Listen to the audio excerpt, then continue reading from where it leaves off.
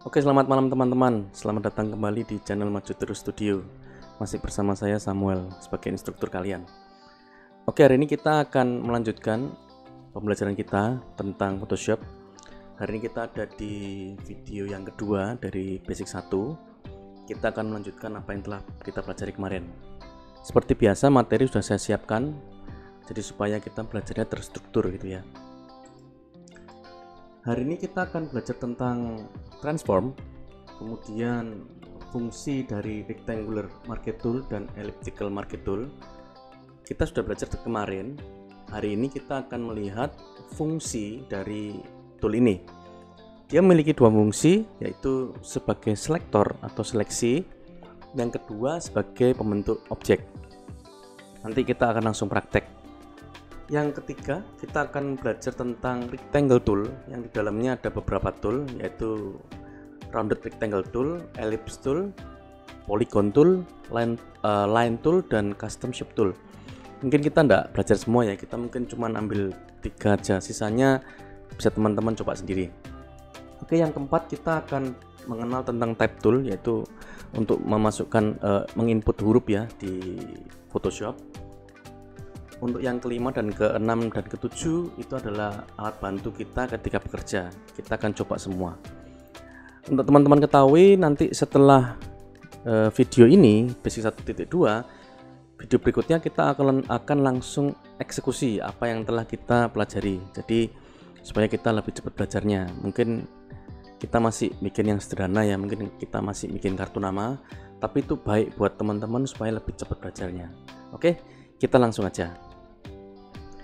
Saya sudah berada di Photoshop ya, teman-teman bisa langsung buka Photoshopnya. Sebelumnya saya close dulu ya, seperti biasa, Ctrl W kalau teman-teman tidak tahu, atau bisa langsung file close di sini. Oke, close ya, saya close, saya tidak simpan. Saya create canvas baru seperti yang kita pelajari kemarin, jadi Ctrl N atau file new di sini ya, file new, atau saya tekan Ctrl N. Kita buat kanvasnya seperti kemarin sih nggak apa-apa karena ini masih latihan ya. Jadi widthnya 1000, heightnya 1000, resolusinya 72. Kita create langsung ya. Oke, jadi saya sudah create kanvas baru. Kemarin kita belajar tentang rectangle tool. Oke, ini ya, rectangle marquee tool. Oke, kita coba create, tapi sebelumnya teman-teman harus ingat kita harus buat create new layer. Karena apa? Kalau kita buat marquee tool di sini dan kita isi dengan warna foregroundnya kita ganti biru dulu ya, default D. Oke, delta, alt backspace. Nah, itu ada titik-titik berjalan ya. Ini adalah seleksi teman-teman. Coba saya ulangi dulu. Nah, ini adalah seleksi di Photoshop. Akan saya jelaskan setelah ini. Saya backslash lagi. Oke, kalau kita lupa membuat layer, dia layarnya tergabung di background. Nah, kita tidak bisa gerakin karena dia terkunci di sini.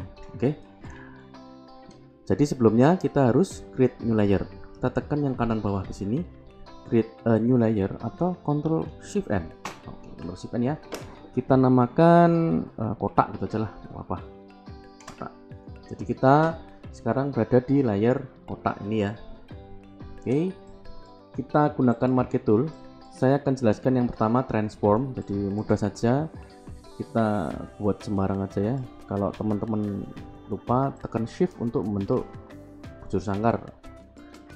Kita isi warna, alt backspace. Nah, kita deselect dulu, jadi kita hilangkan seleksinya. Oke, nah pelajaran yang pertama kita mau rubah ini menjadi kecil atau besar ya, jadi kita langsung tekan Ctrl T di sini ya, Ctrl T. Oke. Atau masuk ke sini, edit, transform, scale.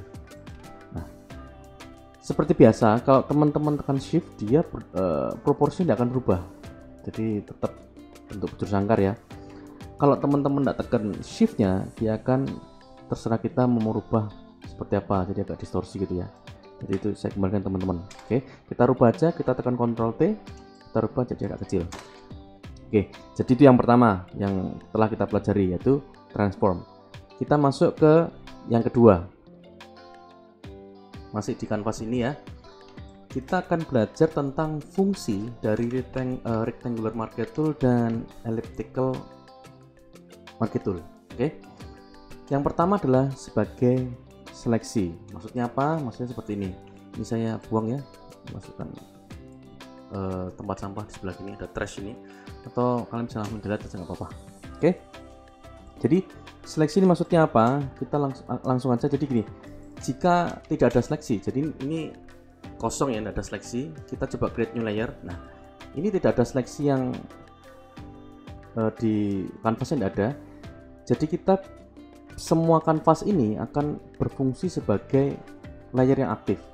Jadi misalnya kalau kita tekan Alt Backspace, kanvasnya akan berubah menjadi hitam semua. Oke. Sedangkan jika kita letakkan bujur sangkar sini dengan marquee tool ya, seperti ini, ruangan yang berubah menjadi hitam hanya yang diseleksi. Nah, jadi dia berfungsi sebagai seleksi. Ini berlaku juga jika kita menggunakan brush. Saya gunakan brush saja ya. Ini di sini brushnya. Oke, brush tool. Saya rubah dulu. Seperti tadi, jika tidak ada seleksi, jadi semua kanvasnya dia berubah menjadi layer yang aktif. Ya. Tapi jika ada seleksi seperti ini, maka kanvas yang aktif hanya kanvas yang di dalam seleksi. Jadi kita coba ya, kita sapu brushnya. Nah, oke. Teman-teman bisa lihat saya besarin. Saya yang menyapu brushnya dari sisi sini, tapi dia hanya muncul setelah garis putus-putus ini atau garis yang terseleksi. Jadi ruang kerja kita otomatis hanya ruangan yang terseleksi. Ini berlaku juga untuk elliptical marquee tool. Jika kita ada lingkaran di sini, saya menggunakan shift ya seperti biasa. Nah, kalau kita tekan brush, saya brushnya lewat sini, dia hanya terjadi brush di dalam yang terseleksi. Jadi itu fungsi pertama dari rectangular marquee tool atau elliptical marquee tool. Ini bisa kita gunakan sebagai alat cropping. Jadi misalnya saya sudah siapkan image-nya ya. Saya coba masukkan ke Photoshop. Oke, jadi saya punya sebuah image. Jadi kita berikan seleksi marquee tool atau yang rectangular aja ya. Kita tekan shift. Kita misalnya mau ngambil yang kameranya aja misalnya. Ini ya. Oke. Atau agak nggak usah pakai shift lah. Nah, seperti ini. Nah, berarti ruangan kerja kita hanya yang berupa terseleksi. Nah, ini bisa kita gunakan untuk cropping. Jadi misalnya kita mau ngambil kamera aja nih. Caranya gimana? Caranya gampang sekali. Kalian tinggal klik kanan. Nah, ini layer via copy atau cut. Kita coba aja ya. Kalau layer via copy dia akan menjadi layer baru. Nah ini ya. Kalau layer via cut dia langsung terpotong jadi bolong gitu ya. Oh ya, bolong ya. Nah, ini kita drag ke sini bisa. Jadi layar kerja kita hanya yang terseleksi. Nah, kan kalau kita pelajaran kemarin kegunaan dari move tool kan untuk menggerakkan layar yang aktif. Nah, itu juga bisa kita aplikasikan. Jadi ketika ada layer yang aktif, ketika kita menggunakan move tool, dia otomatis langsung mengambil gambar hanya yang terseleksi. Jadi akhirnya seperti ini. Nah, oke ya, saya ulang. Jadi ketika ada layer yang terseleksi, kita mau ngambil gambar kameranya aja, kita bisa klik kanan, layer via copy atau cut, itu terserah kalian sama aja. Kita coba layer via copy. Nah, kita baru gerakkan gambarnya ke kanvas yang kita mau. Kita gunakan V atau move tool, kita gerakkan ke sini. Atau teman-teman bisa langsung, karena ini ada layer yang terseleksi ya, langsung dengan move tool langsung bisa tarik ke sini. Itu sama aja. Oke. Jadi itu salah satu fungsi dari rectangular marquee tool atau elliptical marquee tool. Oke, yang kedua, sebagai pembentuk objek. Jadi marquee tool ini selain kita gunakan sebagai selektor, kita juga bisa gunakan sebagai pembentuk objek. Namun sebaiknya ini kita hindari. Kenapa? Akan saya tunjukkan. Oke, jadi kita hidden dulu ya ini kameranya. Kita hidden ya, kita matikan matanya di sini. Kita create new layer baru. layer baru, kita kasih nama apa ya, ellipse saja ya. Oke, ellipse, kita oke. Nah, kita sudah muncul layer baru di sini, ellipse. Kemudian kita bentuk ellipse ya, ini elliptical marquee tool. Oh ya, ini adalah foreground dan background yang kemarin. Kalau teman-teman klik yang di sini, nah muncul seperti ini color picker. Ini bisa kalian pilih warnanya, jadi kalau mau biru ya tinggal pilih biru gitu aja ya. Oke ya, kita pakai warna apa ya, kita pakai warna hijau deh, apa. Oke, hijau ini ya, hijau terang gitu. Backgroundnya juga sama ya, kalau ditekan ini muncul color picker juga. Nah, itu berubah jadi merah. Oke, warna foregroundnya hijau, jadi kita mau bentuk ellipse, mau bikin ellipse ya dengan warna hijau. Kita bikin aja di sini, kita tekan alt backspace. Nah, seperti itu. Kita deselect dulu, jadi kita hilangkan itu ya, titik-titik berjalan itu, Ctrl D. Nah, oke. Nah, ini akan saya tunjukkan kenapa kok kita hindari selektor sebagai pembentuk objek. Jadi kalau misalnya ada klien, teman-teman sudah punya ellipse gitu ya, terus ngomong, Pak tolong ellipse dikecilin Pak. Nah, oke lah, kita kecilin gitu. Oke, kecil Pak, selesai. Datang lagi kliennya, Pak tolong besarin. Nah, besarin. Nah, ini yang terjadi teman-teman.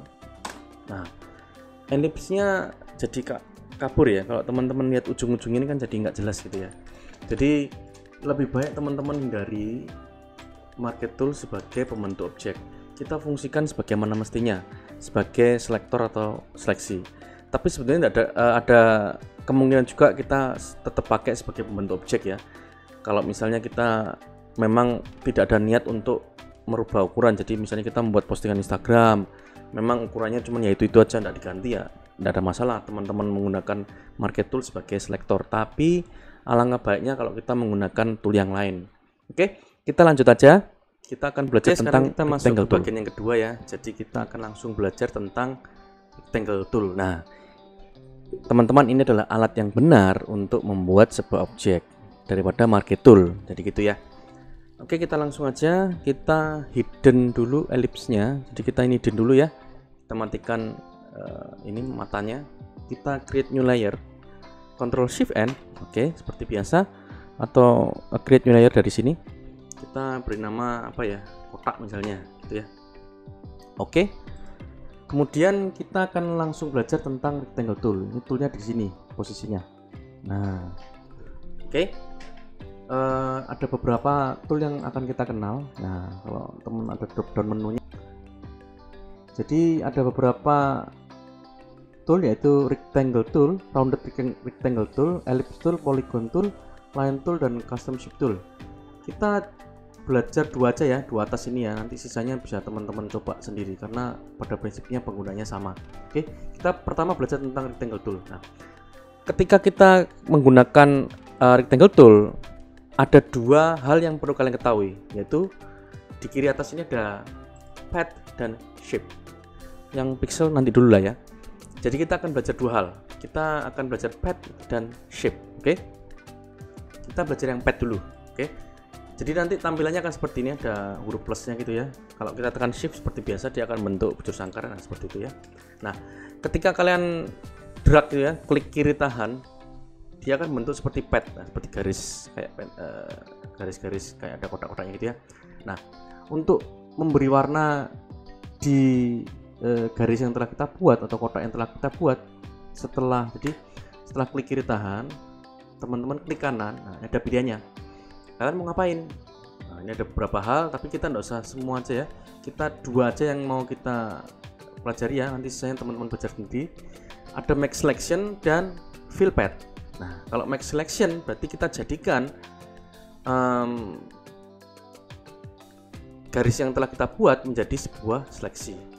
Filter radius nanti kita belajar dulu, tapi untuk sementara nih 0 pixel dulu ya, enggak apa-apa. Nah, dia akan menjadi sebuah seleksi atau selektor. Sekali lagi ini dihindari. Kenapa? Karena memang tujuannya kita kan membentuk objek dengan cara yang betul gitu ya. Nah, kita tinggal klik kanan, kemudian fill path. Nah, ini kita kontennya foreground color berarti hijau ya warnanya, nanti dia akan berubah jadi hijau. Nah, gitu ya. Oke, Kalau kita menggunakan move tool, kita tekan V, berarti dia yang bergerak adalah objeknya. Kalau kita tekan yang ini ya, yang hitam ini atau path selection tool, oke, yang bergerak adalah ini apa? Path-nya. Kita bisa ini bisa transform sebetulnya ya. Nah, seperti itu. Kemudian kita pindah ke sini, kita bisa gunakan lagi. Jadi fill path, misalnya background color ya, merah berarti ya. Nah, bisa juga seperti itu. Oke, kita delete aja path-nya, langsung tekan delete, jadi path-nya akan hilang seperti itu. Nah, itu hilangnya, jadi kita punya 2 kotak. Tapi hal seperti ini saya juga kurang suka. Kenapa? Karena sekali lagi ini juga akan pixelat. Nah, kalau kita kecilin terus kita besarin lagi, dia akan apa ya kayak tadi kabur. Nah, kabur ya ini teman-teman lihat ya. Jadi menurut pengalaman saya, ini menurut opini saya, lebih baik kita menggunakan yang shape. Kenapa? Karena dia langsung berubah menjadi vektor.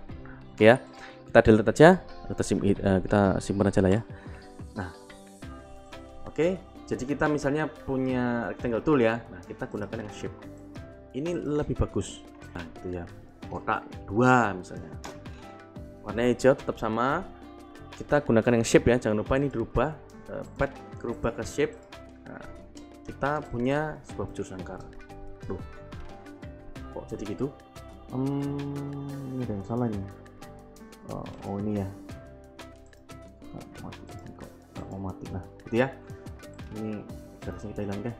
Oke ya. Nah, ini karena kita menggunakan rectangle tool yang bentuk shape, dia menjadi sebuah vektor. Keunggulannya apa? Ketika ada klien yang minta dikecilin, kemudian dibesarin gitu, dia tetap tajam. Nah, hasilnya tetap bagus. Jadi saya saranin teman-teman untuk terbiasa menggunakan rectangle tool yang bentuk shape. Ya, kita coba yang lain ya. Misalnya kita punya ellipse misalnya. Ini ellipse di sini. Ellipse tool ya. Kita kasih rename deh. Oh ya, kalau teman-teman klik layarnya di sini double klik ya, cepatnya. Layar 2 kita double klik, tek. Nah, gitu. Kita bisa rename layarnya. Oke. Jadi kita harus terbiasa juga untuk merename layarnya supaya nanti ke depan tidak bingung ya. Jadi kalau saya mau bentuk ellipse, nah ini ya, kita tekan ellipse saja gini aja. Gini ya. Loh, kok balik itu lagi? Apa ya? Biasa ya. Oke. Nah, ketika kita kecilin, kita kecilin deh. Ya udah paling kecil deh. Kecil ya. Kemudian kita besarin, dia akan tetap bagus hasilnya. Jadi itu keunggulan dari rectangle tool yang jenis shape. Jadi lebih baik teman-teman terbiasa untuk menggunakan ini. Jadi itu untuk yang kedua, rectangle tool. Nanti teman-teman bisa explore untuk belajar yang lain. Kalau polygon tool ya, ini polygon tool gitu ya, seperti biasa. Ini saya simpan deh. Ini polygon tool, kemudian ini rounded rectangle tool, ini kayak kotak tapi ujungnya bulat gitu ya. Ini radiusnya di sini, kalau mau lebih, misalnya ini 10 ya, 10 kan gitu hasilnya ya. Kalau kita kalau ini 50 berarti dia agak bulat gitu ya. Oh, kan bulat ujungnya. Kalau 100 ya berarti bulat. Oh, kan bulat. Oke ya. Kemudian yang lain tool ini nanti coba sendiri. Yang custom shape tool ini maksudnya dia punya shape simpenan. Nanti ada, bisa juga cari di Google tentang shape ini ya. Oke, jadi itu. Kemudian kita lanjut ke berikutnya. Oke, yang berikutnya nomor 3, 4, dan 5 sebenarnya ini cuma untuk bantu kita bekerja gitu aja. Jadi yang pertama adalah saya kasih warna dulu ya. Saya create new layer. Ini adalah hijau deh. Nah, yang pertama adalah change screen mode. Itu maksudnya cuman ini aja di sini. Klik kiri ini change screen mode. Jadi ini kan saya layar kerjanya begini kan, mungkin bisa berbeda juga. Jadi kalau katakan saya ini, dia bisa berubah gitu ya. Nah, bisa berubah ya. Itu sepertinya sih, cuman kerja aja sih. Oke, nah ini full screen ya. Atau teman-teman shortcutnya F. Nah, F gitu ya. Bisa teman-teman mainkan nanti. Maksudnya kalian bisa pilih layar kerja yang paling disuka gitu ya. Kemudian hand tool. Nah, hand tool ini untuk menggerakkan kanvasnya. Kalau seperti ini tidak bisa ya, dia harus mode-nya harus full screen. Shortcutnya space, jadi space ditahan. Jadi kalau saya di full screen, kemudian saya tekan space, dia akan jadi tangan seperti itu. Jadi ini bisa kita gerakin, itu aja. Kemudian yang terakhir adalah zoom in dan zoom out. Oke, itu gampang aja, kita tekan di ini ada gambarnya loop di sini ya. Nah itu, atau shortcutnya Z, zebra ya. Nah, zebra kalau kita tekan, misalnya kita dari move tool, kemudian kita mau ke magnify tool, kita tekan Z, nah dia jadi plus untuk membesar. Untuk kecilin gimana? Tinggal tekan alt ditahan. Nah, Z untuk besarin, alt ditahan untuk Z-nya nggak usah tekan ya, jadi Z aja untuk besarin, alt-nya kecilin.